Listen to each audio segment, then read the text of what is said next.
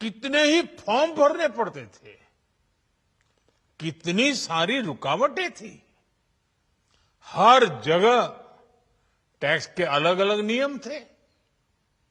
मुझे याद है जब 2014 में देश ने मुझे प्रधानमंत्री पद का दायित्व सौंपा था,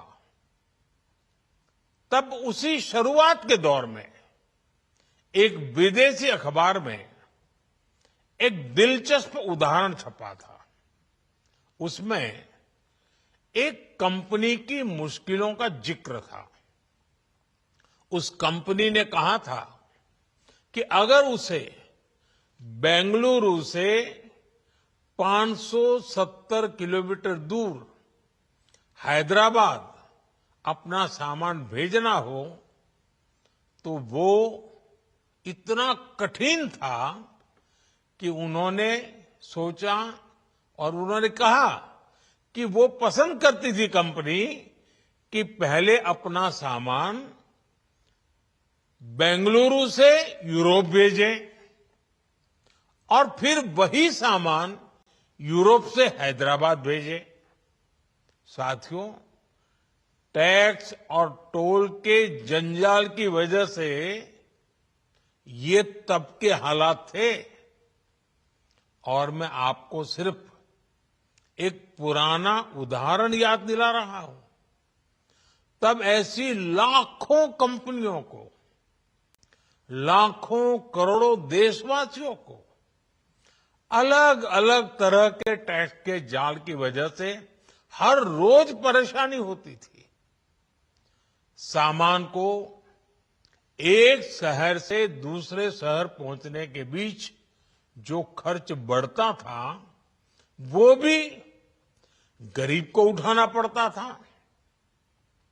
आप जैसे ग्राहकों से वसूला जाता था। साथियों, देश को इस स्थिति से निकालना बहुत जरूरी था। इसलिए जब आपने हमें 2014 में अवसर दिया तो हमने जनहित में, देशहित में जीएसटी को अपनी प्राथमिकता बनाया। हमने हर स्टेक होल्डर से चर्चा की। हमने हर राज्यों की हर शंका का निवारण किया, हर सवाल का समाधान खोजा। सभी राज्यों को, सबको साथ लेकर आजाद भारत का इतना बड़ा टैक्स रिफॉर्म संभव हो पाया। ये केंद्र और राज्यों के प्रयासों का नतीजा था। इस दशकों के हुआ और पूरे देश के लिए एक जैसी व्यवस्था बनी। वन नेशन वन टैक्स का सपना साकार हुआ। साथियों, रिफॉर्म एक अनवरत चलने वाली प्रक्रिया होती है।